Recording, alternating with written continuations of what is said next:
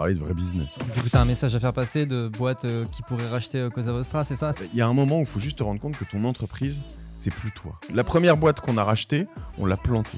On a perdu 250 000 euros. C'est un sujet que je trimballe depuis des années, mais des années. C'est pas mal comme idée. Ils préfèrent dépenser leur temps que investir leur argent. Le temps, ça se rachète pas. L'entrepreneuriat, c'est simple. Quand tu post-rationalises le truc, tu règles un problème. Je vais dire le problème que beaucoup pensent voir là-dedans.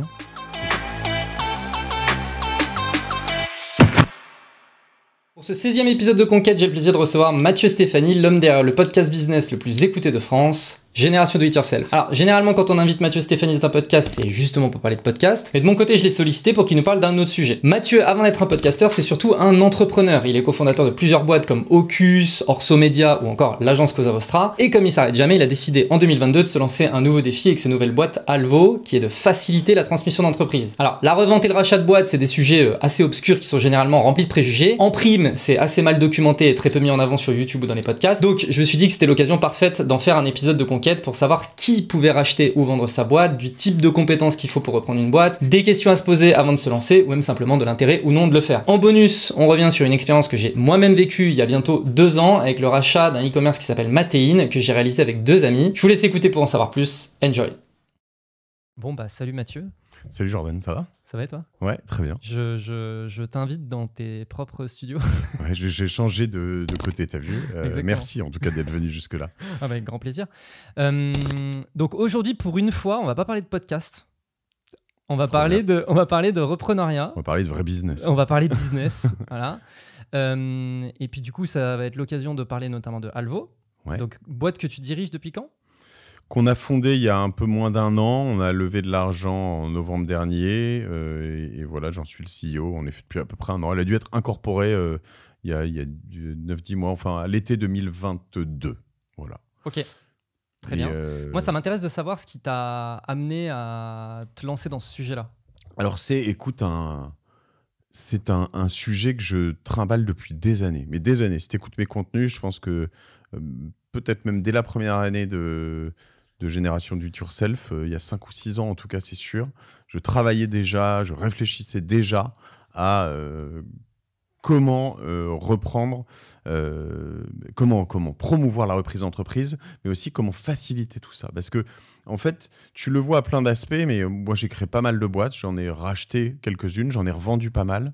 Et en fait, tu sais, l'entrepreneuriat c'est simple. Quand tu post-rationalises le truc, tu règles un problème. Alors, il y a des problèmes très complexes, ce que font Google, OpenAI, peut-être Tesla, j'imagine. Puis tu as des problèmes simples qui sont, dans un quartier, je veux vendre la meilleure pizza à des gens qui n'ont pas forcément des bons restaurants de pizza, tu vois. Mais à la fin, tu règles un problème. Et quand tu vends des entreprises, tu te rends compte que il y a un problème là-dessus qui est... il y a une succession de problèmes, mais qui est hallucinante. Déjà parce que le marché en soi il vient d'un autre temps, d'un autre monde, tout se fait un peu sous le manteau alors que on t'apprend depuis t'as fait une école de commerce ou un IAE, voilà. On te dit l'offre, la demande, plus t'as de demandes, plus t'es pris, voilà. Puis là quand on te dit que tu vends ta boîte, on te dit non, faut pas trop faire comme ça, moi je vais le faire, on va le faire un peu vraiment encore une fois sous le manteau, tu vois, discrètement. Moi je me dis attends, à un moment où les marketplaces et tout ça explosent, il faut être visible, il faut changer tout ça. Et en parallèle, tu vois, je travaille tous mes contenus. Je me dis, une belle boîte, il faut qu'elle soit visible, il faut marketer l'offre. Ça ne veut pas dire qu'il faut torpiller tout ce qui existe. Il y a des règles de confidentialité sur certains projets, etc., qu'il faut respecter. Mais voilà. Et donc, à force d'en avoir vendu et d'en avoir acheté, je me suis dit, ça ne va pas du tout. Il faut qu'il y ait un endroit comme... Le Bon Coin, comme voilà, un endroit où tu peux acheter des entreprises. On appelle ça un SaaS-enabled marketplace. L'idée, c'est de créer un endroit sur lequel tu peux acheter et vendre des entreprises gratuitement. Mais si tu prends mon SaaS, si tu prends mon outil, tu vas aller plus vite, plus loin, plus fort. Tu vas pouvoir... signer un NDA en 3 secondes, tu vas pouvoir faire une recherche plus profonde sur les entreprises que tu voudrais acheter ou valoriser plus rapidement ta boîte, etc. etc. Je pourrais te raconter ça dans les moindres détails. Excellent.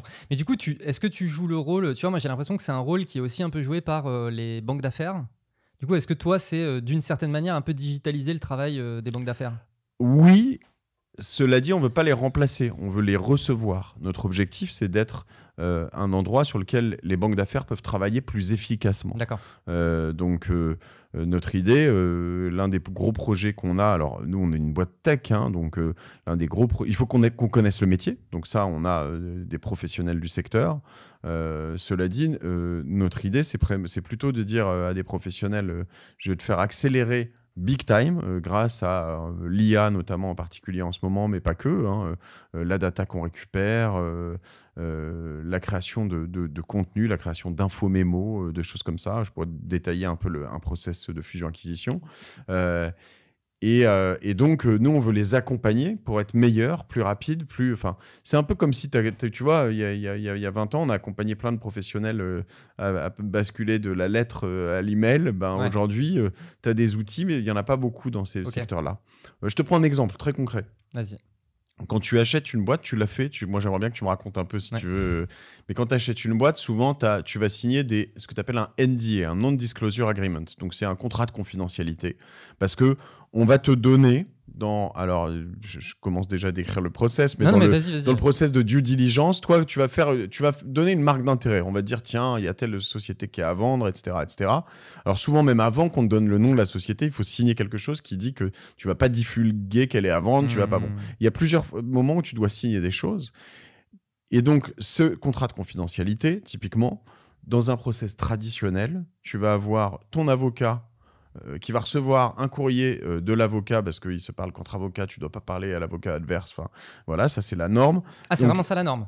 Oui, l'avocat adverse ne doit pas te parler à toi, il doit parler à ton avocat. Il se parle qu'entre un avocat et toi, tu ne parles qu'à ton avocat. Donc, tu vois, alors, c'est bien, il y a besoin d'avocats hein, sur plein de choses comme ça, mais il y a des choses simples sur lesquelles, en fait, tu te retrouves pour signer un NDA, t'en parles le mardi, le lundi soir, et le vendredi soir, il est signé le lundi d'après. Enfin, tu peux avoir 3, 4, 5 jours pour des trucs très simples. Donc, tout ça, il faut compresser ce temps-là. Il a pas forcément de sens. Il faut simplifier des choses, en particulier sur ce qu'on appelle le M&A, la fusion-acquisition, donc Mergers and Acquisition, l'acronyme M&A, sur les small caps, donc les petites entreprises, les entreprises qui valent moins de 10 millions de valorisation. Okay, donc, nous, on est plutôt sur ce secteur entre 50 et 100 et 10 millions jusqu'à 20 millions.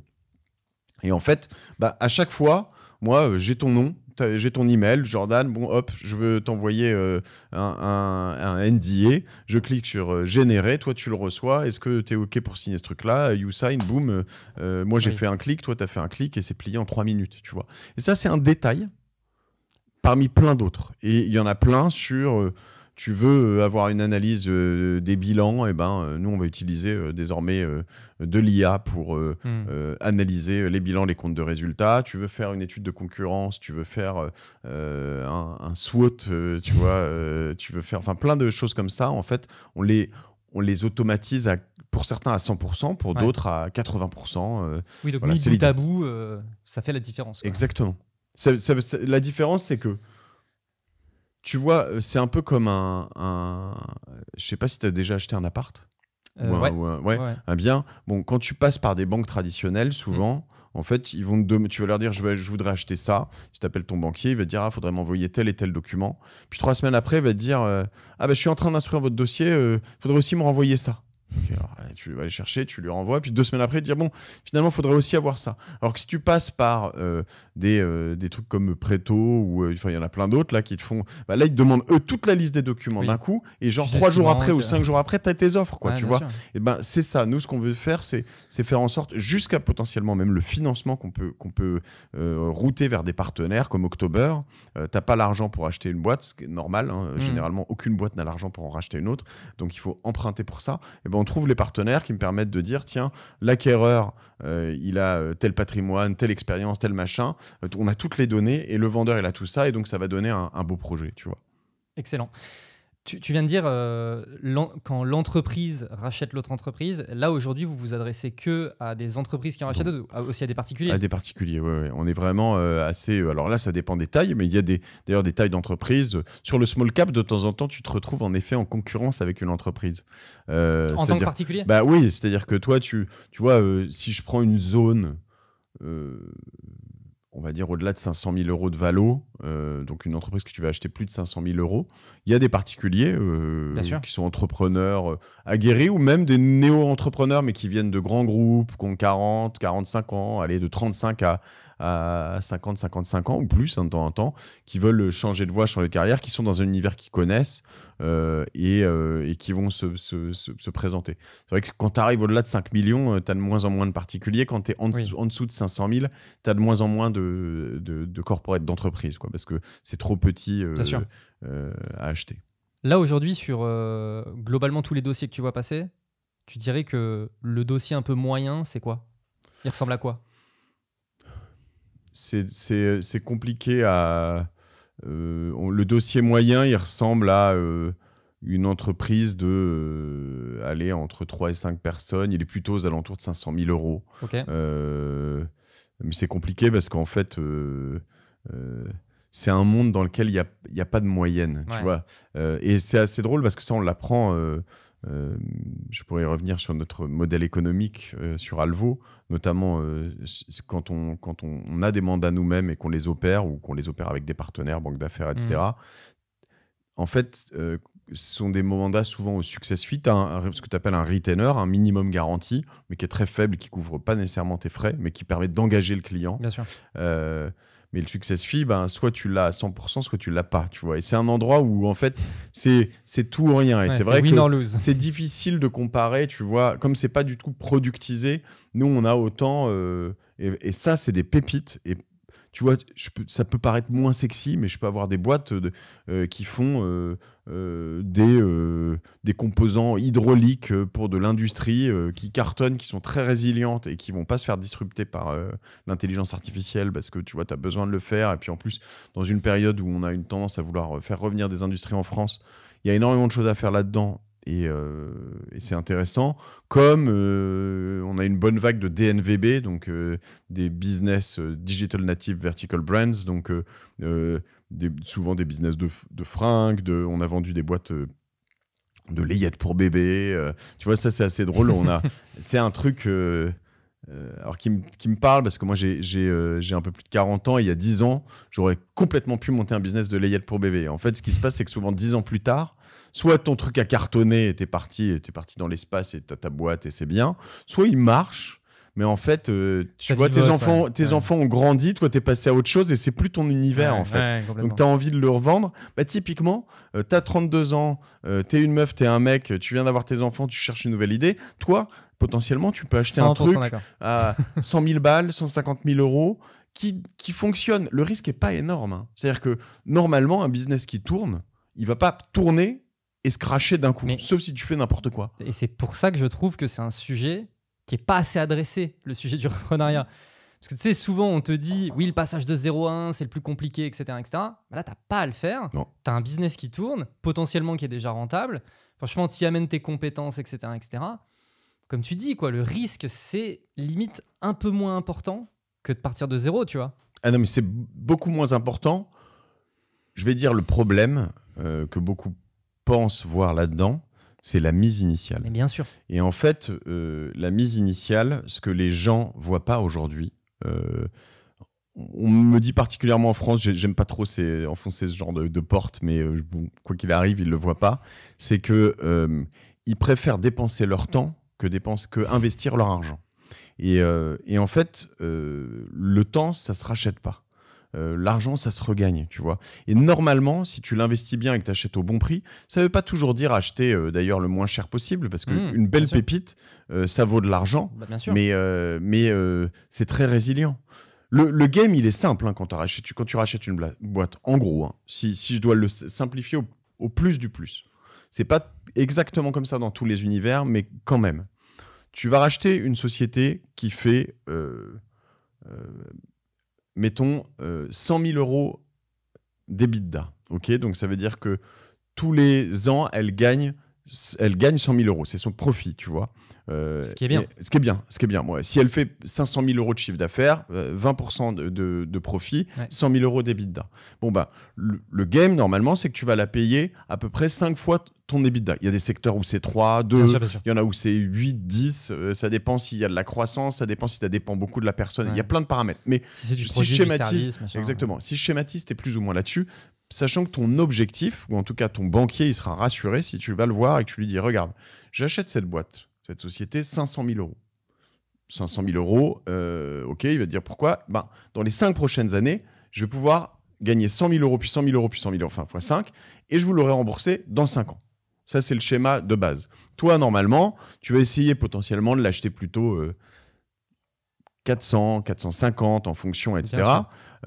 Et ou, dans une belle boîte, tu peux même te dire, en fait, s'il y a de la concurrence et qu'il y en a d'autres qui la veulent, tu peux dire, je suis prêt à mettre 600. Ouais.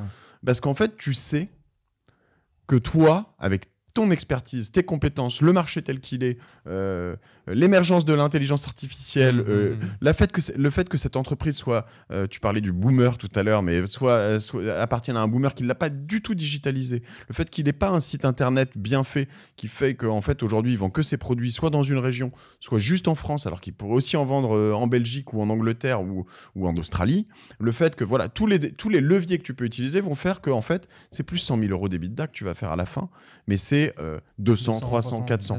Donc, ce qui veut dire qu'au bout et il y en a plein qui arrivent à faire ça. C'est tout le business ce que tu appelles des LBO, ça on pourra parler aussi, du leverage buyout, mais plus complexe. Mais c'est de dire, en fait, j'achète quelque chose, je le fais croître, je gagne plus d'argent. Et en fait, normalement, ce game est simple. Donc, tu achètes à un prix en disant, je vais rembourser en 5 ans. Et toi, tu vas te donner pour objectif de rembourser en 3 ou en 4. Voilà. Excellent.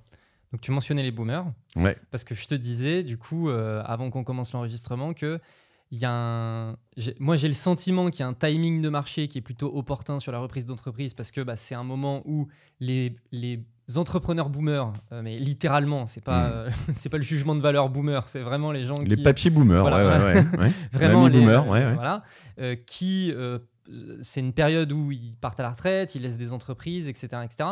Est-ce que toi, tu disais que tu avais ce truc en tête depuis un moment, mais est-ce que tu t'es dit il y a un timing de marché aussi qui est opportun par rapport à ça? Bien sûr, et je pense que c'est une des raisons aussi pour laquelle on l'a lancé maintenant et qu'il y a 5 ans, c'était trop tôt. Alors, il y a quelques aspects technologiques, il y a des aspects d'association. Il fallait que je trouve mes associés aussi et qu'on ait... voilà, mais le time to market, là, alors en plus avec l'explosion de l'IA dans les semaines qui ont suivi la création de l'entreprise ou le lancement de la plateforme, si tu veux, tout fait que c'est le bon moment. Mais comme tu le dis, les papy boomers, à un moment, donc, tu vois, on situe cette tranche...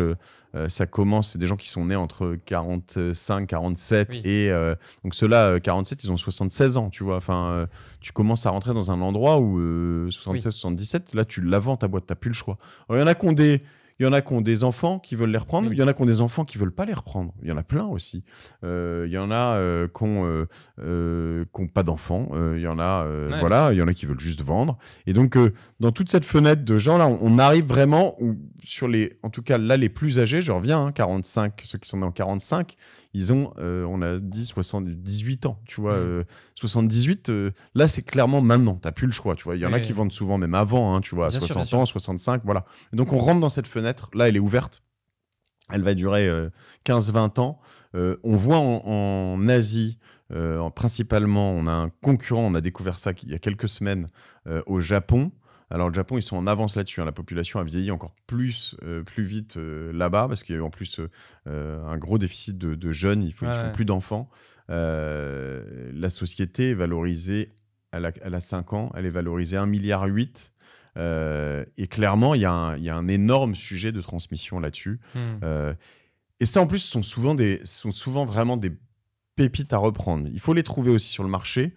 Mais ce sont des pépites parce que, en l'occurrence, faut pas schématiser tout le monde. Tu as des gens de 75 ans qui, il y a 20 ans, avaient 55 ans et étaient encore très alertes sur l'innovation, le digital, etc. Donc, il y en a qui les ont bien transformés, mais il y en a quand même beaucoup sur lesquels tu as des factures papier, du fax, tu n'en vois plus trop, faut pas exagérer non plus, mais tu as tous les process internes à changer qui peuvent être très largement optimisés. Et puis, encore une fois, ça, c'est l'interne et l'externe, la commercialisation. Tu peux faire des choses, enfin, des gens qui sont en prospection, qui n'ont jamais envoyé tu vois, un Mailchimp, ou voilà, qui sont à peine sur LinkedIn, qui ne savent pas faire de l'AdWords ou du référencement naturel, qui n'ont pas de site internet, qui ont un site internet vraiment pas beau, et pour autant qui marche bien. Mais c'est pour ça que c'est une opportunité d'ailleurs. C'est parce que malgré ça, ça fonctionne, quoi. Donc là, tu as un levier qui est dingue. Tu vois, je reviens sur le papier. Hier, j'ai enregistré un épisode avec Cédric Taravella, qui est l'ancien CEO de ETA, mais qui a racheté une entreprise, qui a racheté le chocolatier Chapon, et qui me disait que... il y a encore toute la traçabilité des produits. C'est dans l'agroalimentaire, on doit tout tracer. Si jamais un jour il y a un retour produit, il faut que je puisse je puisse dire quand est-ce que ma noisette a été cueillie et de où elle a été cueillie. Bon, nous, aujourd'hui, tout ça, c'est papier. Voilà. Et donc il me disait, le truc c'est que c'est une obligation légale, parce que s'il y a un retour produit, il faut que tu puisses dire c'est tel lot, machin, nanana. Il me disait, demain, il y a le feu dans mes bureaux, il y a un retour produit, je ne suis pas capable de savoir, tu vois. Faut tout scanner. Voilà. Déjà, superbe. Mais tu vois le truc, quoi. Et je lui dis, ah oui, d'accord. Sachant que, mais c'est quelqu'un du digital, tu vois. Tu vois, les obligations légales, c'est pareil, elles se changent. Et elles se changent par des acteurs comme lui. C'est à un moment, moi, quand j'ai commencé l'entrepreneuriat, mais je crois même qu'on peut remonter à 4 ou 5 ans, il n'y a pas si longtemps que ça, il fallait que tu gardes tes factures. Papier 10 ans. Papier, 10 ans. Ouais. Et ça, c'est des acteurs comme Conto et d'autres, Receipt Bank, etc., qu'on fait pression en disant mais ça n'a aucun sens. Donc maintenant, tu les scannes, tu l'enregistres. Mais moi, je l'ai jeté en fait. Je me disais non, mais on peut pas un jour décemment. Je suis sûr que s'il faut, je l'emmènerai devant la justice pour dire regardez, elle est gelée la facture. Ça n'a aucune valeur ce papier. Mais tu vois, il y a un moment où en fait tout ça se change. Et ça sont quand tu es un peu créatif, une bonne culture digitale, sont des choses. Sur lesquels, en fait, la création du papier, la consultation, l'archivage, enfin, tout ça mis bout à bout, t'économises deux personnes que tu peux mettre à faire sur des choses, à des choses pour améliorer ton produit, améliorer ton service, ta relation client, etc., etc. Donc, c'est quand même beaucoup plus cool, tu vois. Là, tu prends certains cabinets d'expertise comptable, certains business, notamment dans tu sais, les syndics de copro et tout ça. Là-dessus, en fait, ils passent tellement de temps à faire mais des trucs, de la saisie, quoi. Ah, mais complètement. Mais la saisie, tu te dis, mais en fait, ça devrait plus exister. Ça n'existe quasiment plus, d'ailleurs. Enfin, ça existe de moins en moins. C'est pas vrai que ça n'existe plus. Oui, ça existe encore. Ça existe pour la majorité. Nous, on est milieu start-up, donc on voit passer les trucs, mais la réalité, c'est... Voilà. Ok, excellent. Et donc, toi, il y a un positionnement aussi côté Alvo que je te disais, c'est le transmission d'entreprise. Ouais. Pourquoi transmission d'entreprise et pas achat-vente d'entreprise ? On couvre un peu le même terme, mais il y a cette idée de génération, en effet, transmission. Mais il faut juste voir que, alors, achat-vente, je trouve que ça va bien, ça fonctionne, mais ça va bien pour des produits, même peut-être des services. Une entreprise, en fait, ce qui est intéressant, je pense, fondamentalement, c'est qu'elle t'appartient potentiellement en termes d'action. Mais en fait, une fois que tu l'as créé et que tu n'es plus seul dedans, et tu n'es jamais seul parce que tu as toujours des clients et des fournisseurs, mais une fois que tu as des collaborateurs, etc., il y a un moment où il faut juste te rendre compte que ton entreprise, c'est plus toi. Elle est composée, c'est beaucoup plus complexe. Elle est composée entreprise. Tu vois, c'est une entreprise. C'est quand même intéressant. Voilà. Et donc, elle est composée d'énormément de paramètres, essentiellement humains, mais pas que. Et donc, je pense que tout ça, ça se transmet dans le sens où, une fois que tu la transmets, normalement, et ça, c'est l'erreur que beaucoup de gens font quand ils rachètent une entreprise, c'est qu'ils veulent tout casser, tout changer très vite. Et alors, il y a des moments où c'est nécessaire parce que tu as des énormes trucs, mais en fait, quand tu achètes une entreprise, notamment qui marche bien, toi, tu deviens un serviteur quand même des personnes qui sont dedans. Et tu dois les accompagner vers le changement. Tu peux y aller plus ou moins vite, tu peux avoir ton style de management, mais en fait, il faut juste être assez humble par rapport à ça. Et je pense, 100%. Je pense que le terme transmission, il décrit bien ça. C'est-à-dire que je te transmets quelque chose, tu vois, c'est pas tiens, je te le jette, tu vois, je te transmets quelque chose. Il y a une idée de continuité. Exactement. En fait. Et souvent, quand même, pas toujours, mais quand même très souvent, dans une transmission, tu as quand même le cédant qui doit accompagner. Bien sûr. Pendant une certaine durée. Ouais, ça va de 6 mois à 3 ans, à 5 ans de temps en temps, avec un bonus potentiel. Je pense qu'il ne faut pas le faire trop long parce que ce n'est pas toujours très sain. Mais voilà, mais c'est sûr que, en revanche, le plus une entreprise est plug and play, le plus tu peux la racheter sans avoir le cédant qui reste, le mieux c'est. Le plus elle a de valeur. Parce tu penses ? Bien sûr, parce que si tu es très dépendant du cédant, notamment si c'est une personne physique, il y a quand même il y a quand même des aléas de la vie qui peuvent faire que ton cédant, il lui arrive quelque chose. Il y a quand même, tu vois, des tas de choses qui font que... Donc, en gros, moi, chez Cosa Vostra, chez qui on est là, qui est notre agence digitale, une des choses que j'ai voulu faire en n'étant plus le CEO et le président, c'était montrer que en fait, cette société avait une valeur sans moi. Parce que comme je suis assez visible par mes podcasts, mes contenus, etc., à un moment, si jamais quelqu'un veut racheter Cosa Vostra, il va se dire non, mais s'il n'y a plus Mathieu Stéphanie, elle ne vaut plus rien. Là, c'est prouvé, elle vaut... voilà. Et c'est là où, en plus, tu deviens une vraie entreprise. Tu vois, je reviens sur ce terme. C'est que tu n'es plus la boîte de machin, tu vois. Tu crées une vraie entreprise qui a une valeur intrinsèque énorme. Et donc, le moins elle dépend d'une seule personne, le plus elle a de valeur.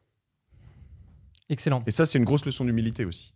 Parce que quand tu crées ta boîte tout seul, en plus au début, tu penses, tu vois, tu dis toi-même, c'est moi, etc. Quand tu arrives dans un truc comme ça, tu restes toujours, tu arrives avec ton savoir, tu arrives avec tes titres de propriété, mais à un moment, tu dois aussi valoriser tous les autres.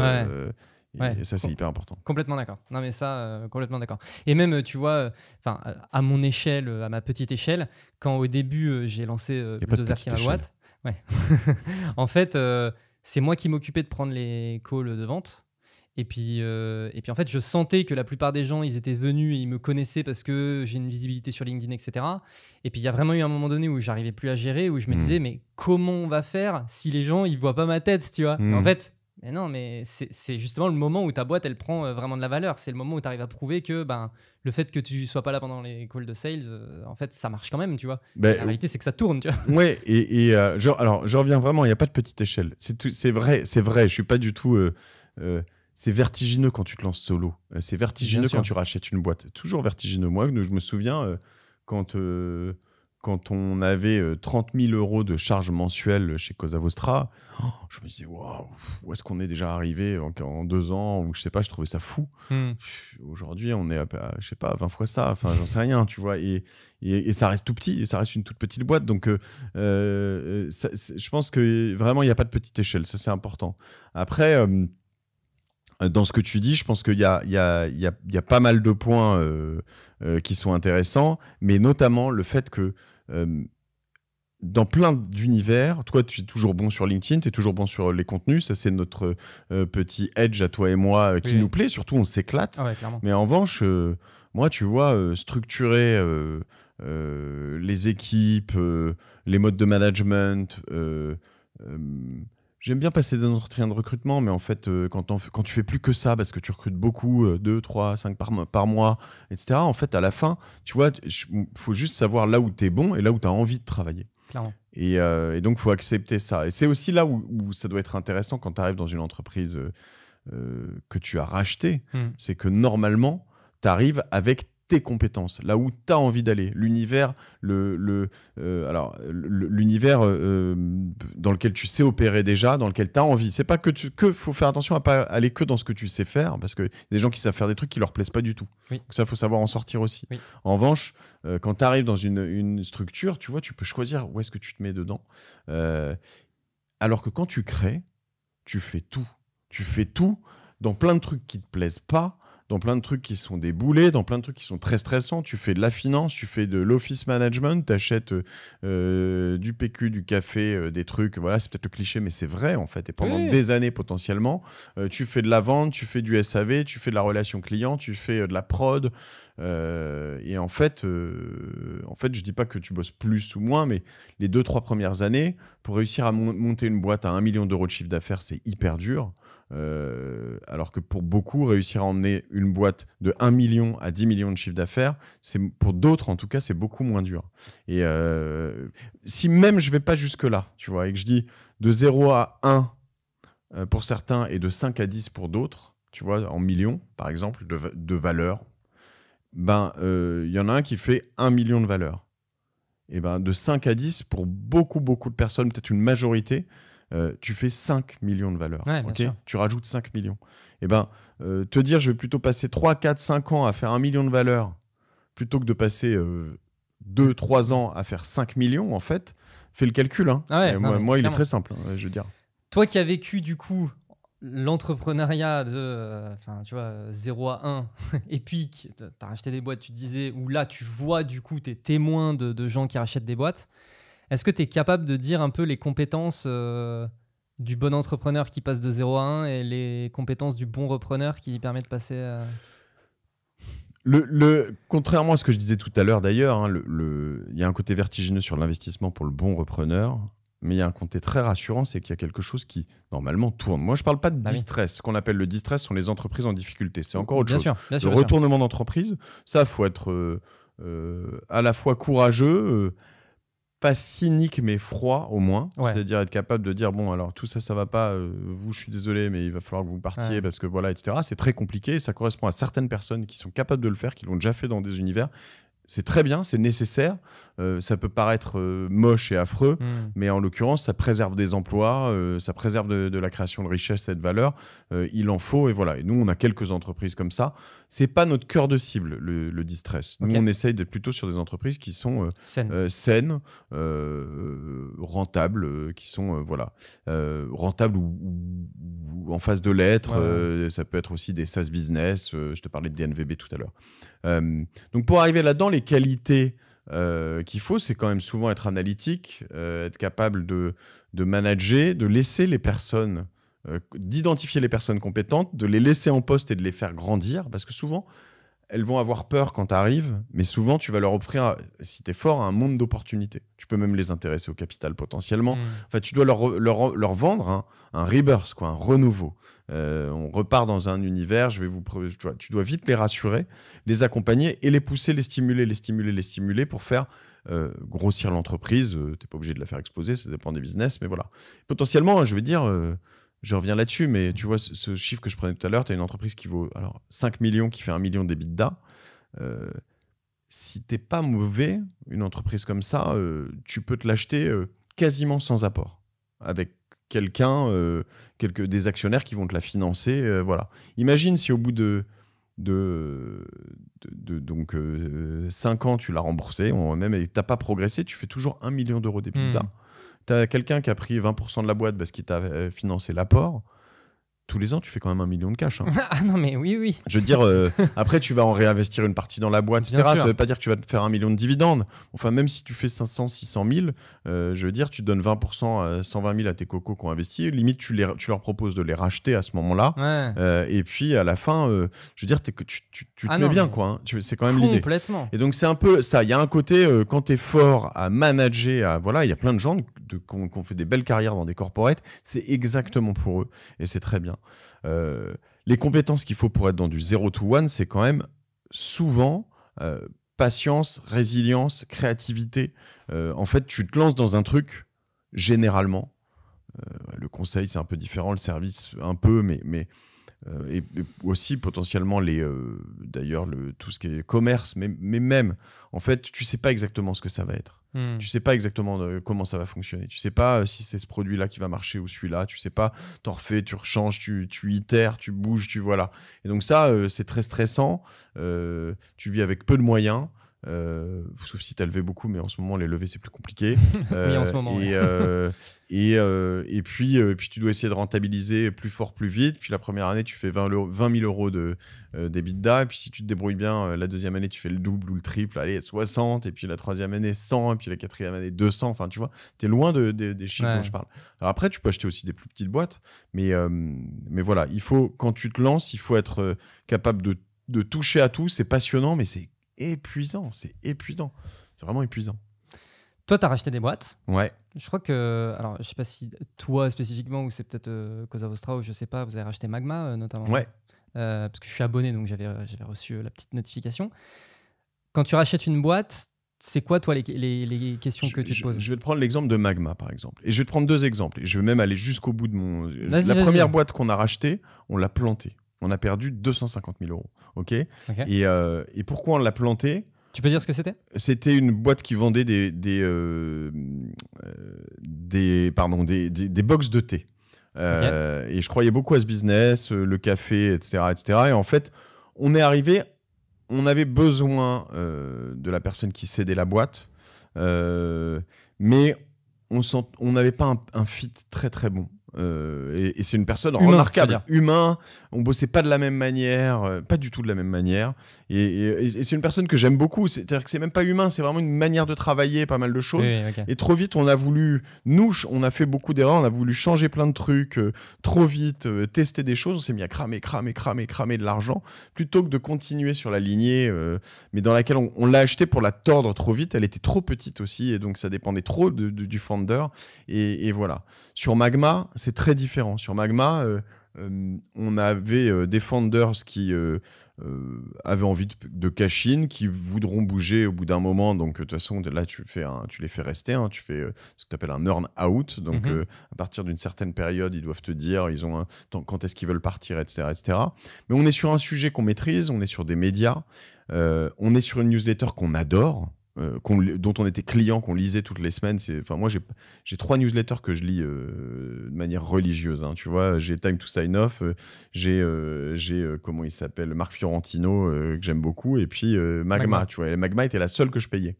Et il se trouve que je connaissais Arthur par hasard. Pendant le confinement, il était confiné à 1 kilomètre de moi dans le nord de la France. Et puis, voilà, on avait gardé contact. Et puis... alors, il se trouve que c'est la première société qu'on a eu à vendre sur Alvo. D'accord. Et qu'on l'a proposé et que beaucoup de gens avaient peur de se lancer sur Magma. Et puis à un moment, on s'est dit, attends, mais nous, avec nos podcasts et tout ça, c'est complètement affinitaire. Et avec Orso Media, qui est une société que j'ai créée avec Christopher Siminelli, etc., on s'est dit, attends, mais normalement, nous, on peut promouvoir Magma, sachant qu'une bonne partie des abonnés de Magma venaient déjà de ma newsletter. Ma newsletter, elle est toute petite. Elle fait... à peine 10 000 abonnés, tu vois. En revanche, c'est que l'opt-in, c'est que je fais 65-70% d'ouverture, 20% de taux de clic, c'est vraiment très, très quali. Et en fait, une bonne partie des abonnés Magma venaient déjà de ma newsletter, là, mais je me suis dit, en fait, on va faire des campagnes audio, on va pousser des offres sur le Black Friday, parce que c'était à peu près à ce moment-là, on va pousser sur les autres podcasts, on va faire de l'affiliation. Et en fait, eux, typiquement, ils avaient fait un truc avec Magma, qui était un média de qualité, une belle image de marque, des contenus mais fous, sur lesquels tu apprends toutes les semaines, où est-ce qu'il faut aller, comment changer, etc. Mais ils n'avaient quasiment pas fait de marketing. Ils savent, enfin, c'est pas leur métier, en fait. Ce sont des créateurs de contenu. Donc, en fait, tu as toute la qualité, mais pas l'approche. On va pousser un peu ça pour aller chercher au-delà. Donc, c'était une croissance naturelle à la papa, un peu. Nous, on est arrivés. On n'a rien changé à tout ça. Hein. Juste, en fait, on s'est mis... T'as pas changé le produit. Non. Parce qu'en fait, leur force, c'était le produit. Exactement. En revanche, 3 mois après l'acquisition, on faisait 50% de chiffre d'affaires en plus. Et pas au mois le mois. Hein. On fait 50% d'ARR en plus, quoi. Donc, d'annual recurring revenue. Donc, on a multiplié par 1,5 la valeur de l'entreprise.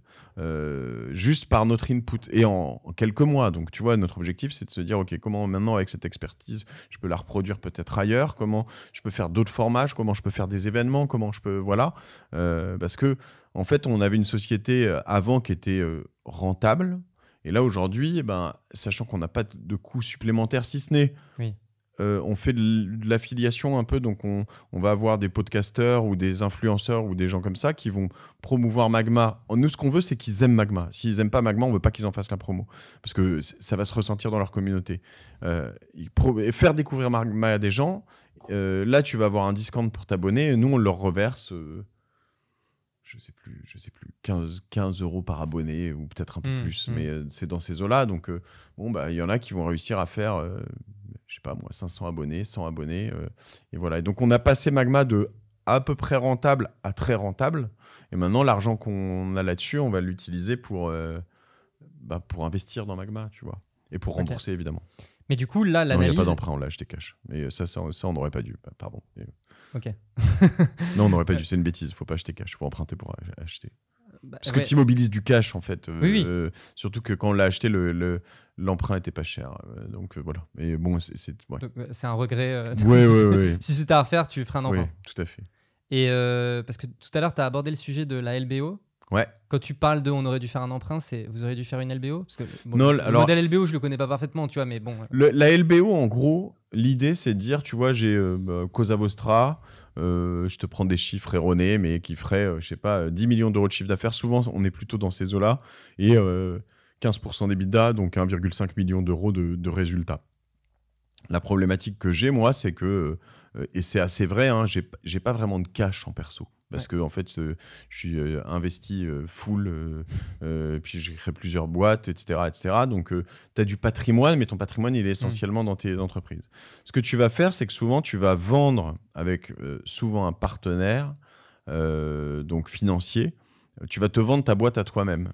Donc et potentiellement à ton management, donc aux personnes clés dans l'entreprise qui vont se réimpliquer pendant 5 ans dans la boîte. Et donc tu vas avoir une banque ou un spécialiste du LBO, un fonds, qui va dire bon ok, on va se racheter Cosa Vostra à 10 millions. Eux, ils apportent 2 millions de cash pour faire le levier bancaire. On emprunte 8 millions. Et nous tous, moi, je vais être payé donc, ma quote-part sur les 10 millions de rachat. Et sur cette quote-part, je vais en reprendre un peu aussi pour remettre dedans. Donc, je vais racheter. Donc, nous, on sera actionnaire le fonds à 20%, par exemple. Nous, à 80% avec le management. Et l'objectif, c'est qu'en 5 ans, alors souvent, tu mets du cash un peu en plus pour pouvoir racheter d'autres boîtes. Et en 5 ans, en fait, tu augmentes ton EBITDA pour revendre la boîte 20 ou 30 millions dans 5 ans. Et donc, du coup, tu l'as acheté sur une base 10, tu la revends 30. Ceux qui ont investi sont contents, toi, tu es content. Et souvent, tu la revends sur un autre LBO avec un autre partenaire, etc. Donc, l'idée, c'est pouvoir, toi, en tant qu'entrepreneur, profiter de ta richesse. Te sécuriser de manière... Oui, prendre un peu la liquidité. Parce que c'est juste si tu fais pas ça, moi je connais pas mal de gens qui... on fait pas ça encore sur Alvo. Hein. Je sais pas si on faut jamais dire jamais, mais je connais pas mal de gens qui ont 60 ans, qui ont une boîte qui vaut probablement 5 ou 10 millions et qui ont un petit appart et qui gagnent pas beaucoup d'argent. Ouais, souvent ils s'en foutent, mais en vrai quand même il y a un moment... si tu peux te mettre à l'aise, c'est quand même mieux. Ah bah oui, c'est quand même pas mal. Puis là, tu viens de dire 60 ans, t'es proche de la retraite. Bon, si t'as envie d'avoir une retraite un peu tranquille, tu vois, ça peut aussi être le moment. Voilà. Ce qu'il y a en revanche sur le LBO, comme partout ailleurs, il faut bien comprendre qu'en tant que cédant ou acquéreur, une entreprise, elle a de la valeur, vraiment de la valeur, soit si elle est en pleine croissance et qu'elle explose dans un secteur que tout le monde regarde, bon, t'es OpenAI, t'es pas rentable, mais tu t'en fous, tu vois, c'est pas le moment d'être rentable. Donc voilà. Donc là, je prends un extrême, mais il y a même dans des plus petits secteurs des endroits où c'est comme ça. Et sinon, elle a de la valeur que si elle fait de la marge, en fait. En fait, toi, tu vas le racheter un nombre de multiples de fois dans lequel les années prochaines, je vais pouvoir utiliser cette marge pour payer l'entreprise. Donc concrètement, juste pour revenir un petit peu sur ce truc de LBO, et là tu viens de mentionner OpenAI, si tu es une boîte qui n'est pas rentable mais que tu as une grosse croissance, assez facilement, entre guillemets, parce que là la période n'est pas très propice, tu as les investisseurs, les fonds d'investissement, etc., qui peuvent mettre du cash. Non, mais les investisseurs... Alors pardon, tu dis, enfin, dans les startups, ça va être plus compliqué. Dans l'univers du reprenariat, je pense que ce sera potentiellement plus simple parce que c'est beaucoup plus safe. C'est moins rémunérateur d'investir avec un repreneur, souvent, parce qu'en effet, là, je parle de gens, tu vas investir ou du LBO ou des choses comme ça, tu vas investir, si tu fais x2, t'es déjà x2 en 3-4 ans, c'est déjà le bout du monde, t'es super content, tu vois, enfin, j'exagère, mais ouais, si, t'es super content. Les startups, quand tu investis en startup, ce que tu vas chercher, c'est... x5, x10, x50, x1000, tu vois, ça arrive. Ouais. Donc ça, c'est un peu le moonshot, tu vois. Mais c'est aussi pour ça que c'est pas le même type d'acteur. Non. C'est-à-dire que t'es pas rentable, mais t'as une croissance comme ça, t'as les fonds d'investissement de start-up, etc., qui risquent de mettre de l'argent. Ouais. Mais là, quand on s'adresse vraiment à des boîtes qui sont rentables, que tu veux reprendre, etc., ça va être du private equity, ça va être de la LBO, etc. C'est pas du tout les mêmes acteurs. Mais il y a ces dispositifs qui existent aussi. Tout à fait. Et dont il faut profiter. Oui, exactement. Il y a des investisseurs spécialisés. Puis après, t'as as les gens autour de toi. Tu peux faire une sorte de seed, de club deal, aller chercher chez tous tes potes ou chez ta famille, le friends and family. C'est exactement comme un appart. Hein. Ce dont tu as besoin, c'est un apport. Si tu arrives à montrer autour de toi que tu peux mettre... Alors, les chiffres sont peut-être mauvais, mais tu peux mettre 100 ou 200 000 euros. Ouais. Mais qu'en fait, pour acheter la boîte vaut, mettons, 3 millions d'euros et la banque te demande d'en mettre 500. Okay, toi, tu vas voir tous tes potes, tu leur dis, écoutez les gars, moi, je vais mettre les filles, je vais mettre 200 000 parce que j'ai pas plus. Mais donc, j'y vais, j'ai du skin in the game. Tu vois, 200K, ouais. Je mets 200 000, j'ai besoin de 300 supplémentaires. Donc, la valeur totale de la boîte, c'est 3 millions. Si vous mettez 300, je vous donne pas 10%, mais je vous donne 15%. Donc, ils ont une carotte là-dessus. Toi, tu arrives avec tes 200 plus les 300, ça fait tes 500 000. Tu arrives auprès de la banque, tu leur dis j'ai mon apport. C'est un peu ce que tu appelles les clubs deal immobilier, le crowdfunding. Alors, tu pourrais le faire en crowdfunding, ça, on y viendra peut-être un jour sur Alvo. Mais déjà, tu peux le faire en club deal avec Roundtable. Je ne sais pas si tu connais ces boîtes-là qui permettent de faire des SPV. Et puis voilà, ils seront actionnaires de ta boîte à 15%. Ils seront plutôt actionnaires minoritaires. Toi, ça t'engage quand même, parce que si tu as tes potes, tes parents, etc., que tu leur as tapé de l'argent... t'es doublement skin in the game. Exactement, tu n'as pas envie de te foirer. Eux, ils vont potentiellement t'aider, etc., etc. C'est une bonne stratégie, quoi. C'est pas ce que tu ferais dans un appart, parce que l'appart, en fait, c'est là où tu vis, toi. Mais là, tu es dans autre chose, quoi, un investissement réel. Crowdfunding, comment t'envisages le truc pour le rachat d'une boîte ? Imagine, j'ai, je sais pas, moi, quelqu'un... une connerie, l'ancien patron de chez Procter ou l'ancien patron d'une... tu vois, tu me parlais tout à l'heure de Caron. Donc, j'ai l'ancien patron de Chapon, pardon. Chapon, je vais avoir un ancien... je cherche une grande maison de chocolat de Jeff de Bruges, je sais pas. Qui arrive, qui dit, je voudrais racheter telle chose, mais j'ai pas de cash. Ou pas beaucoup, j'ai pas les moyens. Est-ce que vous aimeriez, nous on pourrait dire, je vais t'organiser ça, le profil nous plaît, la cible nous plaît, je vais organiser le tour pour faire en sorte qu'on trouve 50, 100, 150 investisseurs qui mettent chacun quelques milliers à quelques dizaines ou centaines de milliers d'euros pour racheter une boîte. Ça, tu vois, une sorte de crowd equity. Et derrière, tu trouves le partenaire bancaire qui va te dire, OK, vous avez réuni 2 millions, 5 millions, maintenant je vous prête les 15 millions qui restent. C'est pas mal comme idée, en vrai. Ouais. Je trouve ça canon. Merci. Non, mais c'est vrai, tu vois, c'est un truc que je l'avais pas du tout envisagé, mais c'est vrai que tu vois quelqu'un qui a déjà eu un super parcours, etc. Il veut pouvoir accéder à des boîtes un peu grosses. Il y a un partenaire bancaire qui suit, mais ça suffit pas. Lui, il veut mettre du cash et puis il manque. Et puis, du coup, tu vois. Et tout ça, tu vois, ça fait partie des infrastructures qu'on développe en ce moment, qu'on va développer pour tous les acteurs du M&A. C'est-à-dire que c'est pas réservé à nous. C'est pour ça que nous, on veut être... tu vois, on veut qu'une boutique M&A, une boutique de fusion-acquisition qui soit à Paris, à Bordeaux, à Lyon, mais peut-être très, très fortement à Tbilissi ou en fait, tu vois, à Valence en Espagne, qui puissent en fait utiliser nos technos pour faire ce genre d'opération, pour permettre des deals. Là, tu préserves de l'emploi, tu préserves de la valeur. Enfin, c'est vraiment tout ça quelque chose de très bien fait, sachant que eux, souvent, ils ont ni les compétences, parce que c'est pas leur job. Leur job, c'est de faire des deals, de l'idéation, etc., ni forcément les moyens. Donc, à un moment, faut juste... Tu vois, il y a des métiers, nous, comme les experts comptables. L'expert comptable, c'est souvent la première personne qui sait qu'une boîte va être à vendre. Parce que tu parles à qui quand tu veux un peu valoriser ta boîte, etc. Tu vas lui dire, bon, il faudrait que tu me fasses un bilan intermédiaire, pourquoi, etc., etc. Ton banquier aussi, mais souvent, c'est le comptable. Nous, on veut transformer toute une partie des comptables de France, ceux qui le veulent en tout cas, en consultants experts M&A, qui puissent faire des deals eux-mêmes sur Alvo. Et pour ça, il faut qu'ils soient outillés. Et nous, on apporte l'outil qui sortira là en septembre, qui est notre suite, notre app Alvo, notre suite M&A Pro. Excellent. Business model ? Business model, alors il y a plusieurs aspects.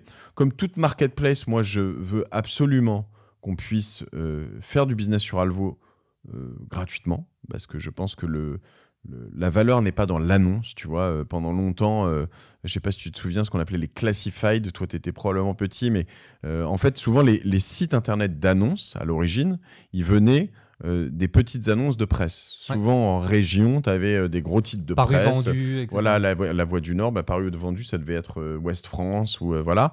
Donc chaque groupe avait comme ça mis en ligne des choses comme ça, et puis tu devais payer à chaque fois pour mettre une annonce. Puis un jour est arrivé Le Bon Coin et dit non, mais chez nous c'est gratuit pour mettre une annonce. Ouais.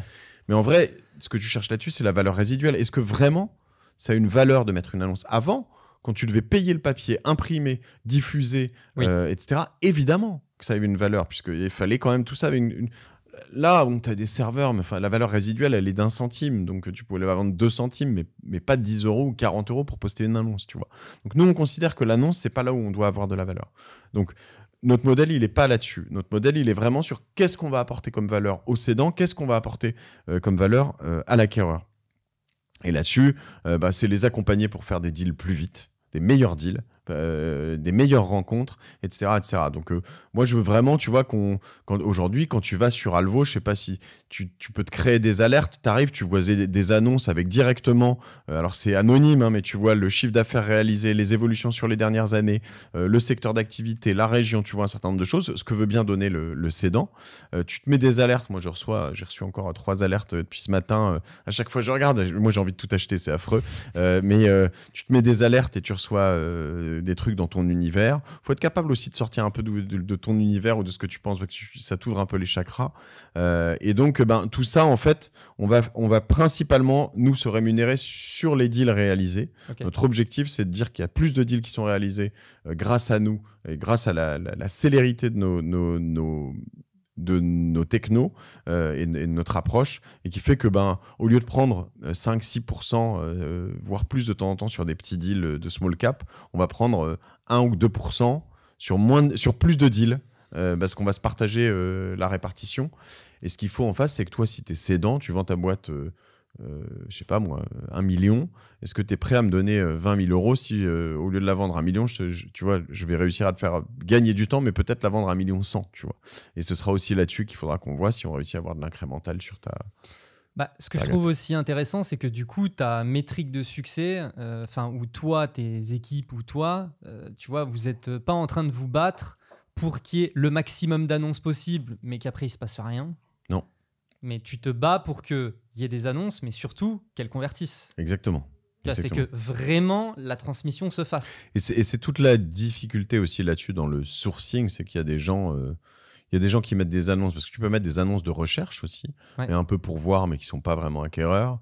Il y a des gens qui mettent des annonces de vente un peu pour voir, mais qui ne sont pas vraiment cédants. Et ça aussi, il faut faire attention, parce que ça peut demander beaucoup de travail à des intermédiaires ou des potentiels acquéreurs pour rien.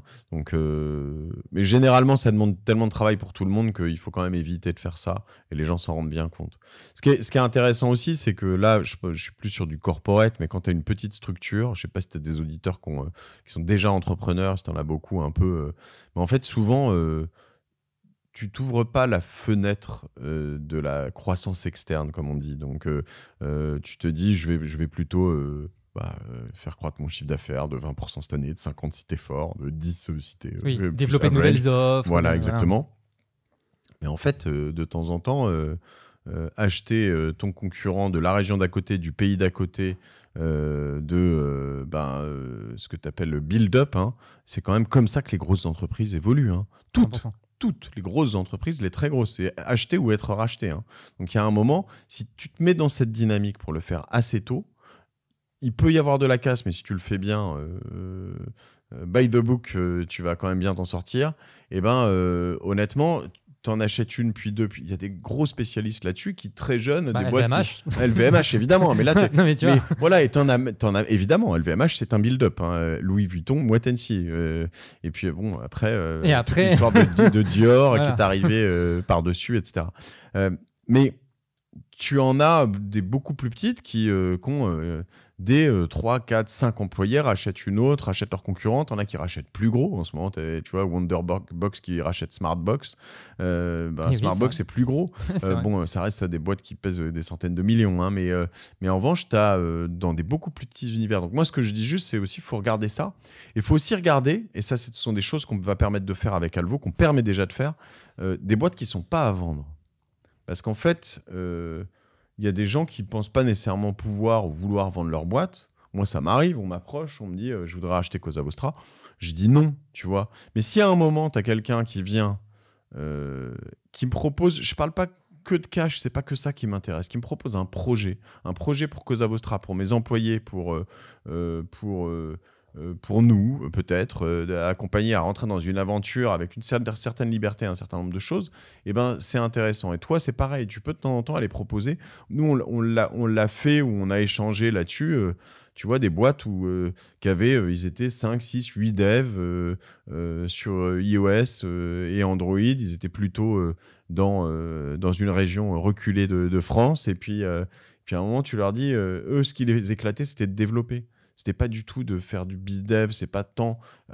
ils aiment bien rencontrer les clients un peu, mais c'est pas ça leur fond, ce qu'ils cherchent à faire, tu vois. Donc toi, tu arrives, tu leur dis, écoute, nous, on va vous racheter, tu auras des parts dans ce qui restera après, tu peux rester ou partir au bout de, tu vois, 2 ans, 3 ans. Moi, je vais te proposer une aventure un peu plus sympa et différente. Il y a plein de gens qui, arrivés à quelques centaines de milliers, 1, 2, 3 millions, en fait, se croient un peu obligés de continuer leur boîte malgré plein de choses qu'ils n'aiment pas dedans. Et toi, tu peux leur offrir des solutions. Du coup, tu as un message à faire passer de boîtes qui pourraient racheter Cosa Vostra, c'est ça? Non, c'est plutôt l'inverse. Ce que je veux dire, non, moi, je peux être acquéreur d'ailleurs, aussi. Non, mais dans les deux cas, c'est acheter ou être racheté. Honnêtement, dans les deux cas. Je vais pas, tu vois, faire la fine bouche. Mais en l'occurrence, encore une fois, faut pas penser Cosa Vostra n'est pas à vendre. Mais moi, dans l'absolu, je préfère être dans une dynamique de racheter des entreprises. Mais voilà, c'est toujours le message que je voulais faire passer, en tout cas, c'est plus de dire si vous-même vous êtes aussi déjà gérant ou chef d'entreprise, parce que tu n'es pas forcément propriétaire, la croissance externe, c'est quelque chose qui est de plus en plus facile et dans laquelle il y a de plus en plus d'opportunités. Et évidemment, c'était particulier, on en parle depuis tout à l'heure, mais ça, c'est un sujet. Non, complètement. Je reviens juste sur Magma. Ouais. Tu vois, j'ai l'impression dans ce que tu as décrit, donc eux, c'est des amoureux du produit, et puis toi, en fait, tu as vu l'opportunité parce que notamment, tu as les compétences marketing, etc. Les communautés. L'audience, les communautés, et du coup, tu t'es dit, en fait, si on prend ce super produit et qu'on y interface, moi, ma force, voilà. Est-ce que tu penses que, tu vois, moi, sur le sujet de la reprise, et notamment des entreprises un peu traditionnelles, papier stylo, comme on disait tout à l'heure, là, le fait que justement, il y ait toutes les personnes, on va les appeler les entrepreneurs digitaux, tu vois, globalement assez jeunes entrepreneurs, est-ce que toi, tu vois, et notamment par rapport à tous les deals que tu vas passer, que la vraie opportunité aujourd'hui sur la reprise d'entreprise, c'est celle-là, c'est justement la modernisation, la digitalisation d'entreprises qui sont un peu traditionnelles? Oui, évidemment, mais après, il y en a plein d'autres. Tu vois, Magma, elle n'est pas traditionnelle. Non, voilà, c'est ça ce que tu dis.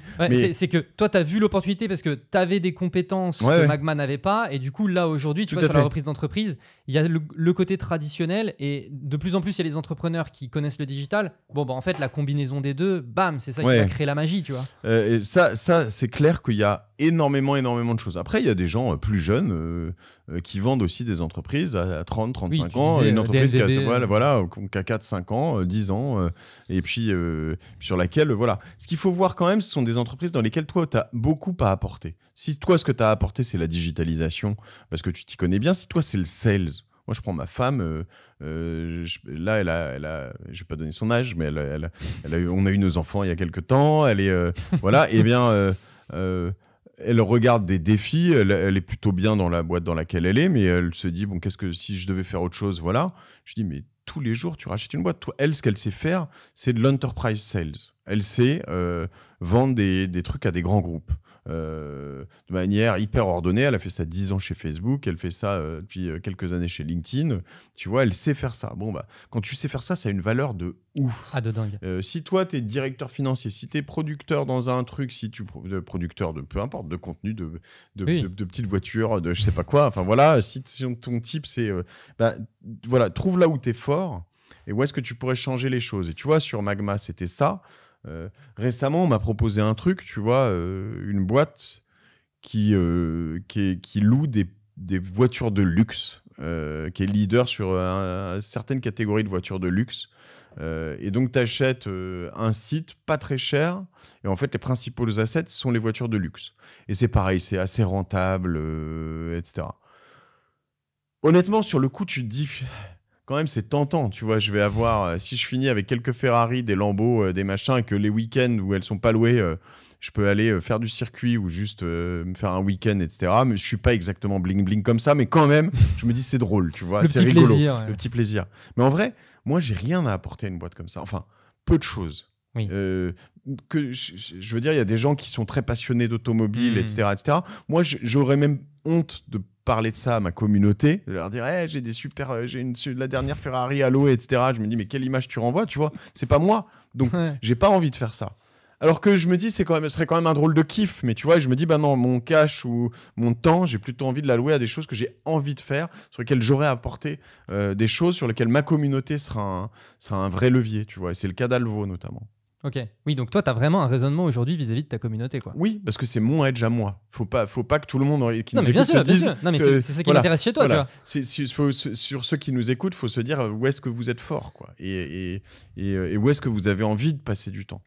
Et avec un point très très très important quand même, c'est vous poser la question systématique de est-ce que écoutez mon épisode qui va sortir avec Laurent Alexandre sur Génération Do It Yourself et c'est le deuxième que je fais et lisez peut-être son livre, mais en tout cas utilisez bien à fond le ChatGPT, les LLM, Midjourney, etc.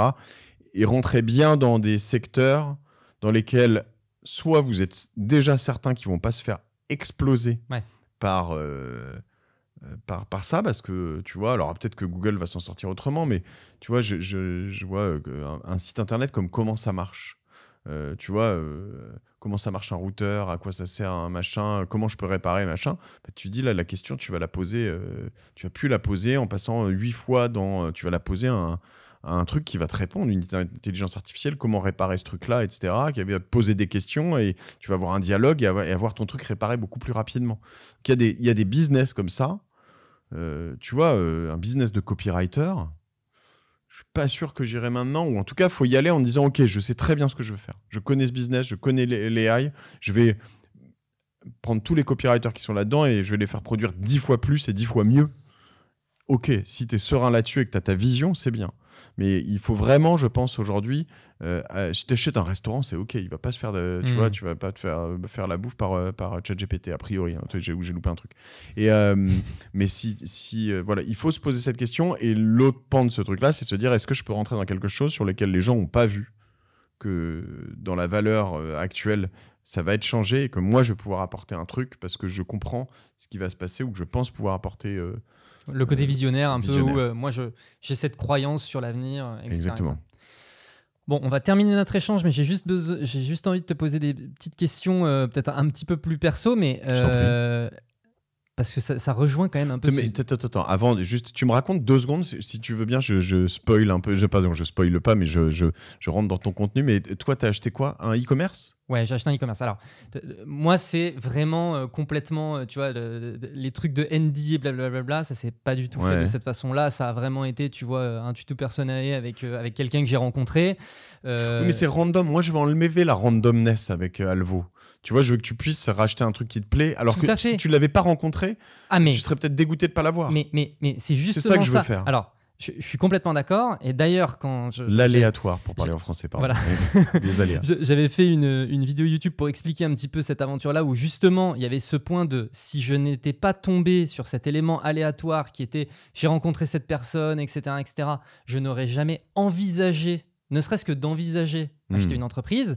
Au final, cette opportunité s'est présentée et puis voilà. Donc, tu vois, ça m'a fait rire tout à l'heure quand tu as dit qu'il y avait eu l'échec parce que toi, tu avais racheté un e-commerce de thé. Bon, moi, j'ai acheté un e-commerce de maté. D'accord, trop bien, ouais.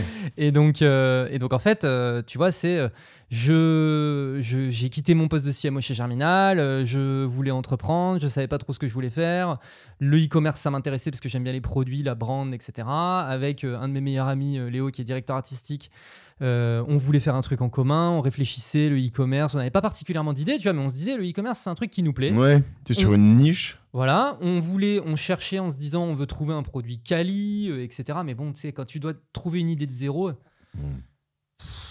tu peux partir dans tous les sens. Et puis là, on a eu cette opportunité, une personne qui s'est troisième associé, donc Lame, qui est un copain à nous, qui nous dit « Ah mais moi j'ai un collègue de travail, là, il a une marque de maté, il fait ça dans son salon, machin, il a un peu de croissance et en fait il veut arrêter parce qu'il a plus le temps et tout. » Et nous, il y en a plein des gens comme ça. Non, mais voilà. Et à plein de tailles. Hein, donc, mais oui, ça faisait quel volume? 25 000 euros de CA par an. Okay. Là, c'est un petit truc. 5 000 euros de marge. Voilà. Ouais, je dirais peut-être, oui, je dirais peut-être 7. Je crois que c'était 7. Okay. Et tu vois, on se regarde, on se dit, mais le maté, franchement, c'est trop cool comme produit. Lui, en plus, il avait vraiment fait l'effort de trouver des fournisseurs de qualité. Il avait travaillé son image. Et puis, tu vois, là, on en revient aussi à quels sont les éléments que toi, tu vas pouvoir apporter dans le business. 100% de l'acquisition en SEO. Rien d'autre a été fait. Moi, mon métier, c'est le growth, market, etc. Bon, a priori, je vais pouvoir un peu d'influence, développer les autres leviers, tu vois. Ouais. Et puis, tu t'en veux combien? Moi, 15 000 euros, ça me va. Voilà. Non, mais tu vois. Et moi, tu vois, je dis aux gars, soit il y a un problème, soit c'est une grosse opportunité. C'était un Shopify? Non, c'était pas Shopify à ce moment-là. PrestaShop. Ouais, exactement. Okay. Mais on a basculé sur Shopify du coup entre-temps. Et du coup, je dis franchement, ça vaudrait peut-être le coup. Il y avait du stock. Il y avait du stock. Il y avait, enfin, non, mais c'est un 15 000 euros avec le stock. 15 000 euros avec le stock. Sans la trésor. Si, avec la trésor. Il y avait de la trésor dedans. Oui. Il y avait combien de trésor? Non, bon, c'est pas. Mais ouais. Non, mais voilà. Vous voyez, ça, ce genre de questions qu'il faut comprendre. Ok. Oui. Et donc, il y avait du stock. Ce que j'imagine, juste si je pose ces questions pour que tout le monde comprenne, c'est que tu vois, je subodore que tu prends le stock plus la trésor. Déjà, je suis sûr qu'il y en avait pour 15 000 euros. Mais exactement. Exactement. C'est-à-dire que si le stock, on le vendait, on faisait 15 000 euros. Oui. Tu vois, je disais, après coûtant, voilà. Et puis, du coup, il y a les contrats avec les fournisseurs, ils sont déjà là. Donc, t'as pas besoin d'aller chercher tes fournisseurs. Parce que le tes maté, positions SEO, produit... t'en as quand même quelques-unes. Voilà. La production, c'est en Amérique du Sud, donc il faut aller quand même trouver les fournisseurs là-bas, tu vois, etc., etc. Et en fait, on s'est dit, mais en fait, là, c'est trop cool cette opportunité. Et du coup, lui qui comptait arrêter, en fait, là, il était en train de s'acheter un appart, il avait besoin d'un apport. On lui a payé son apport. Mazeltov. Et il fait combien le site aujourd'hui? Là, cette année, il va faire 130 000 de CA. En combien de temps? On l'a acheté il y a 18 mois. Vous voyez la création de valeur, ça c'est intéressant. Non, mais voilà. Et des opportunités comme ça. Mais en France, en ce moment, elles sont pas toutes sur Alvo encore, hein, mais c'est ce qu'on veut, c'est qu'elles soient sur Alvo. Mais il y en a des milliers, en fait. Il y en a des milliers. Mais bien sûr. Et il y en a des milliers. Le truc de ouf, c'est qu'il y en a des milliers qui aujourd'hui ne seraient même pas à vendre. Des gens comme ça, ils l'auraient fermé probablement. Mais exactement. Et donc, c'est ça qui est intéressant. C'est vraiment de se dire, OK, nous, on en cherche plein. Donc, si vous-même, vous en avez, ou vous avez des copains qui ont des choses, qui vous disent, je voudrais peut-être arrêter, mais que c'est un peu rentable et que voilà, qui viennent, quoi. Mais ce qui est important, c'est de s'inscrire, de mettre des alertes. Et voilà, mais c'est fou ce que tu dis, quand même, la croissance. Ah non, mais, et tu vois, ça me fait penser, on avait, au moment où on a vécu ça, on a fait la connaissance d'une fille qui avait un e-commerce aussi, un truc qui tournait bien, une belle communauté, un beau produit, un truc assez original, etc., etc.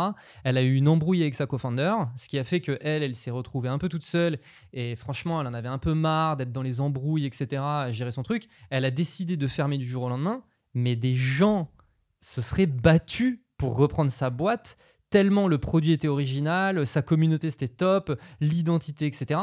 Et vraiment, moi, je me disais, mais mince quoi, sa boîte elle est morte. Du coup elle a arrêté parce que juste elle avait pas la force et puis parce qu'elle savait pas exactement que ça pouvait exister et tout. Voilà. C'est ça et en fait ce qui est intéressant c'est que tu détruis de la valeur en faisant ça. C'est-à-dire que tu détruis de la valeur de ce qui a été fait par elle. Potentiellement, tu détruis des emplois à venir parce que je sais pas si vous employez quelqu'un sur votre boîte de maté, pas encore. Il y a un moment où potentiellement, si tu doubles ou triples encore, s'il y a une petite, à un moment, tu vas avoir besoin de personne. Tout n'est pas automatisable dans ces choses-là. Ah, complètement. Vous faites du B2B ou pas encore, non? Un tout petit peu. Parce que souvent aussi, ce sont des choses comme ça qui sont pas travaillées, mais quand tu as des bons contrats, quand tu m'as parlé contrats avec des boîtes, des producteurs en Amérique du Sud, si tu as les meilleurs produits, derrière, en plus, tu peux développer un réseau B2B qui va faire un triple effet qui se coule, qui fait que tu as des gens qui vont vendre tes produits, que les gens vont les voir, ils vont les racheter en ligne. Tu vas même pouvoir les vendre sur Amazon. Complètement. Mais nous, on a investigué ça, bien évidemment, tu vois. Il s'avère qu'aujourd'hui, la marque est tellement petite qu'en fait, en B2B... Ça s'appelle comment? Tu devrais la mentionner. Matéine. Ça s'appelle Matéine. Matéine, ok. Voilà. Et d'ailleurs, j'embrasse mes associés qui sont là, mais Léo, qui, eux, en réalité, opèrent la marque, parce que moi, maintenant, je suis plutôt sur Bulldozer. Mais on a investigué ce genre de choses, à essayer d'activer des choses côté B2B, etc. La réalité, c'est que la marque, aujourd'hui, elle est tellement petite que c'est très difficile d'être ne serait-ce que considéré, tu vois, par le B2B. Mais par contre, du coup, nous, on s'est dit, bon, c'est peut-être pas le bon timing, mais en fait, là, avec la croissance qu'on a côté B2C, ça nous permettra, tu vois, de faire levier pour aller voir des gens en B2B ou des choses comme ça. Moi, si je te posais la question, tu vois, c'est que nous, on avait sourcé comme ça sur une boîte qu'on a créée qui s'appelle aubarbershop.com. On avait sourcé les meilleurs producteurs de produits pour barbus et pour barbiers. Et donc, tu avais des gels, des baumes, des cires, des peignes, des tas de choses comme ça. Mais on avait vraiment les meilleurs qui venaient d'Australie, Californie, tous les US, Europe du Nord, Angleterre. Je crois qu'il y avait des trucs allemands aussi. Donc, une grosse valeur de tout ça était les contrats. Et nous, on vendait aux barbiers dans toute la France. Et en fait, je suis sûr que du maté, il y a quand même des gens qui cherchent des produits plus quali. Ça peut être, tu vois, et tu dois pouvoir trouver 100 boutiques ou 100 petits réseaux de gens, sans parler d'Auchan et Carrefour. Hein, bien sûr.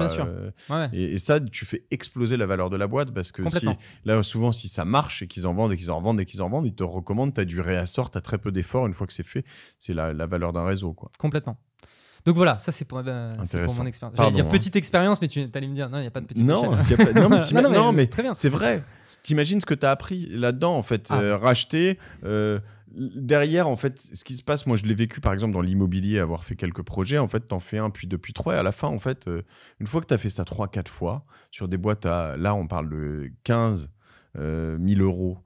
Que tu amènes à 100, 150. Donc là, tu te dis, là, demain, je suis sûr que tu verrais une boîte à 200, 300, tu te dirais, ouais, ça me fait un peu peur, mais je peux y aller. Et puis, en fait, une fois que tu as fait 200, 300, tu te dis, mais 2-3 millions, en fait, c'est un peu pareil. Et en fait, c'est des grosses expériences pour moi. Non, mais complètement. Et tu vois, là, typiquement, tu disais, oui, si tu voyais un truc à 200, 300, t'irais peut-être pas parce que machin. Je suis pas sûr parce que pour le coup, tu vois, Matéine, quand on l'a repris, c'est une boîte... Les fondations n'étaient pas hyper solides. En fait, on n'a pas fait du 0 à 1, mais on a un peu fait du 0,3 à 1 quand même, tu vois. C'était tellement il y avait vraiment les toutes premières briques, mais le 0 à 1, il était quand même un peu à faire. Quand tu dois refaire le e-commerce, notamment. Voilà. Quand tu achètes une boîte à 200, là, tu fais vraiment plus le 0 à 1. Et du coup, je me dis, ah tiens, là, tu vois vraiment plus le vivre. Ça pourrait être un truc à défendre, tu vois. Bon, donc je reviens sur la question que je voulais te poser, un petit peu plus perso pour terminer l'épisode, qui est...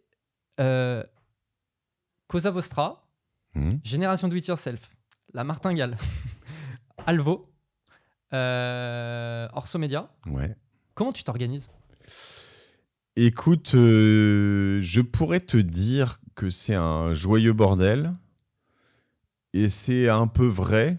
Et à la fois, les gens autour de moi voient et trouvent que je suis vachement organisé. J'ai, tu vois, des blocs-temps très précis. Je sais que le lundi matin, d'abord, j'arrive et je prépare ma semaine, ou un peu le dimanche soir aussi. Mais voilà, la fin de matinée du lundi, elle est complètement dédiée à Cosa Vostra parce que c'est quand même la plus grosse entreprise et on a besoin le weekly de suivi, etc. Donc voilà, j'ai des points avec mes associés à 17h30 le lundi et ça bouge pas. Je vais chercher ma fille au théâtre juste après parce que j'ai 3 enfants aussi et ça prend du temps et je vais les voir. J'essaye d'être organisé aussi là-dessus, mon sport, mes choses, etc. Aujourd'hui, on est sur la journée Alvo. Et donc, si tu es là un mercredi, c'est pas un hasard parce qu'aujourd'hui, tu me parles. Là, aujourd'hui, je traite que des sujets Alvo. Et donc, je refuse de faire quoi que ce soit en dehors d'Alvo le mercredi. Alors, tu dois faire des exceptions de temps en temps, mais honnêtement, je suis assez rigide là-dessus parce que sinon, en fait, tu t'en sors pas. Et donc, en gros, je fais à peu près 2 jours de mon temps, 40% de mon temps. Si je considère que je bosse que 5 jours, mais sur Alvo, 40% sur mes podcasts, dont un, La Martingale appartient à Cosa Vostra, donc voilà, et les 20% qui restent le dernier jour sur Cosa Vostra. C'est à peu près ça ma répartition, sur des blocs temps très précis. Le mardi matin, jeudi matin, j'enregistre du Génération Do It Yourself à 9h ou 9h30. Le lundi après-midi à 15h30, j'enregistre La Martingale, et le vendredi matin à 9h30, j'enregistre La Martingale. L'un ou l'autre, et l'autre, ça dépend des semaines. Il y a des semaines où je dois rattraper, d'autres semaines, voilà. Et tout est hyper borné.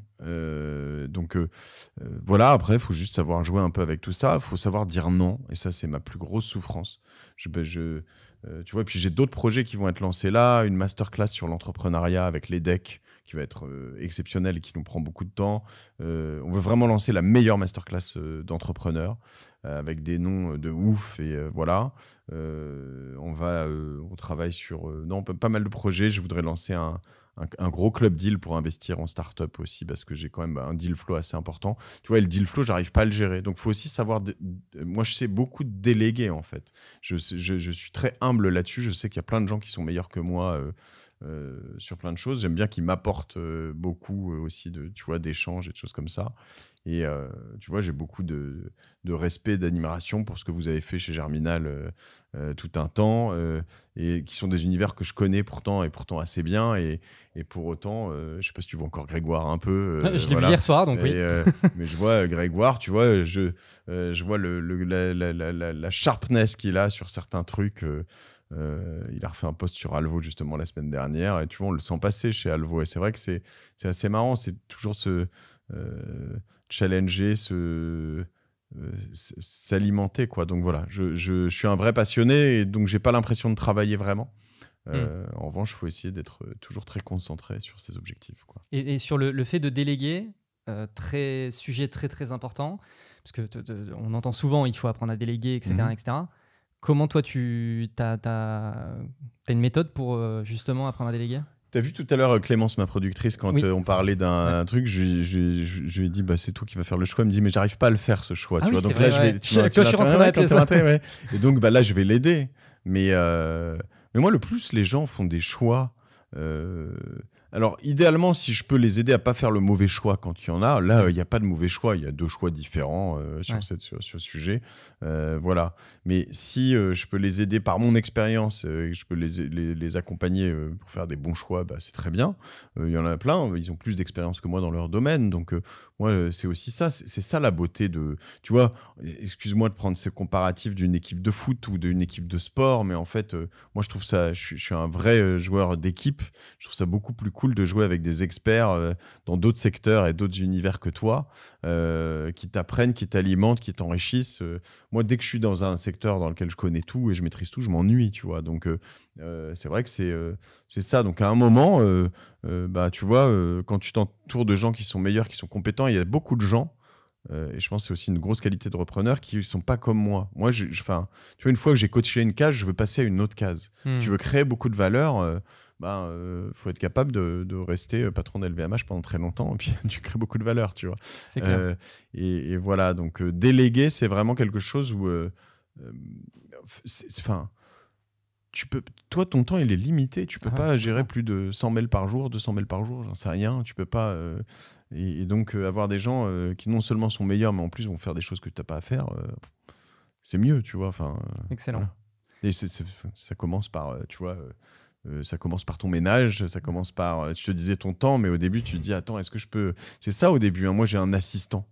T'as échangé avec Stéphane, je crois. J'ai échangé. Et Stéphane, au début, en France, tu te dis, avoir un assistant, je sais pas si tu t'es dit, putain, il se la pète, le mec, peut-être, mais... J'ai une assistante, moi aussi. Voilà. Moi, je gère plus mon agenda. Je veux plus gérer mon agenda. C'est pas possible. Je peux pas passer une demi-heure par jour à dire mais tel jour tu peux, non ça je peux pas, mais attends je vais décaler ça, non je veux, enfin c'est pas que je peux pas, je pourrais techniquement, je veux pas en fait, ça m'emmerde profondément, tu vois. Donc c'est ça déléguer aussi, il y a des gens qui savent bien le faire, qui sont contents. Stéphane est extraordinaire, il me sauve la vie tout le temps. Et voilà, donc ça va de certains rôles comme ça à des directeurs financiers qui sont meilleurs que toi, des directeurs growth qui sont meilleurs que toi. Mais c'est vraiment un sujet, tu vois, pour moi, tu prenais l'exemple ménage, assistant, tu vois, typiquement, c'est vraiment des choses où j'ai le sentiment que les gens, ils n'arrivent pas à passer le cap parce que c'est une espèce de barrière mentale de « ouais, mais après, enfin, je me prends pour qui ?» tu vois. Bah oui, mais non, mais c'est une aide de dingue, en fait, tu te rends pas compte. Genre, ça change la vie. Non, mais moi, à la fin, j'en suis à... Je suis pas une diva, mais tu vois, tout ce qui est... Quand tu arrives le matin et qu'il y a des trucs sur le bureau qui sont pas square et pas machin, tu vois, je vais dire, bon, attends, vous êtes là pour gérer ces ops, l'office management, etc. Donc, dedans, il y a de l'animation, il faut que les choses soient bien, etc. Mais il faut aussi qu'on n'ait pas à aller ouvrir la porte à chaque fois que machin, à faire les choses. En fait, ce qu'on veut, c'est créer un cadre dans lequel les gens sont bien. Ouais, bien sûr. Et tu peux le prendre chez toi, hein, mais les gens qui continuent... Alors, soit ils kiffent, mais si tu continues à faire ton ménage chez toi et que tu kiffes faire ton ménage, c'est OK pour moi. Mais si tu kiffes pas et que tu as un peu de moyens, mais ça crée de l'emploi. Il y a des gens qui ont besoin de ça pour vivre. Il y a même des gens, t'écoutes mon épisode avec Cleanitex, qui éprouvent une vraie satisfaction, notamment s'ils le font bien et que tu leur rends en leur disant qu'ils le font bien et en leur remerciant. Donc voilà, tout ça est très vertueux. Donc complètement. Déléguez au maximum et faites ce que vous avez envie de faire là où vous êtes fort et après, la vie se passe beaucoup mieux. C'est quoi le step après Alvo? Et déjà, il y a un gros step sur Alvo.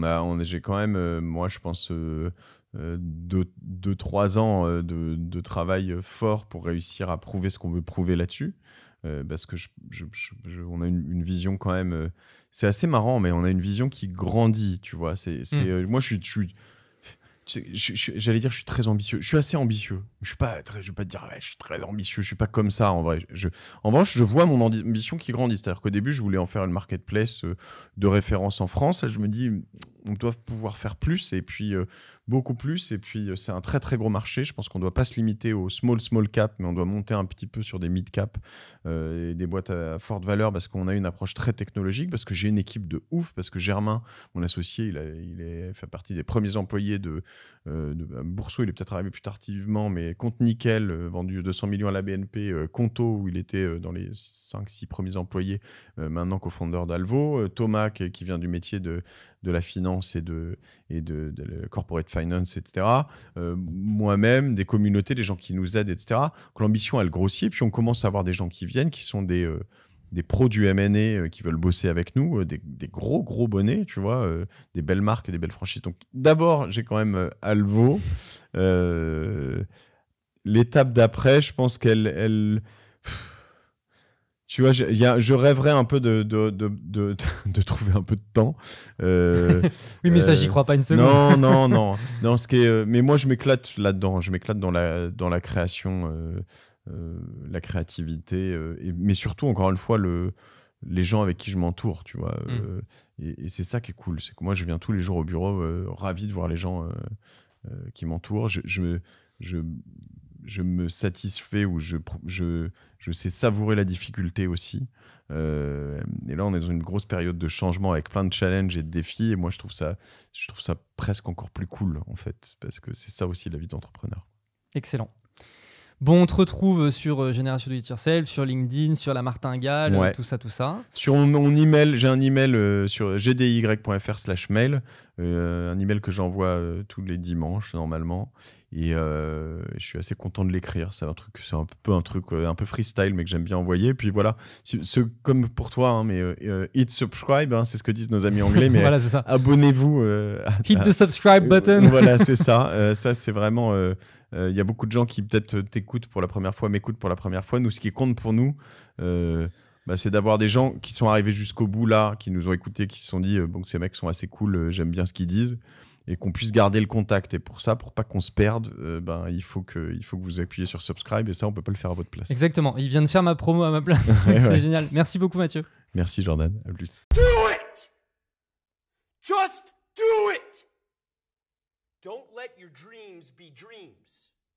Yesterday, you said tomorrow. So just do it! Make your dreams come true! Just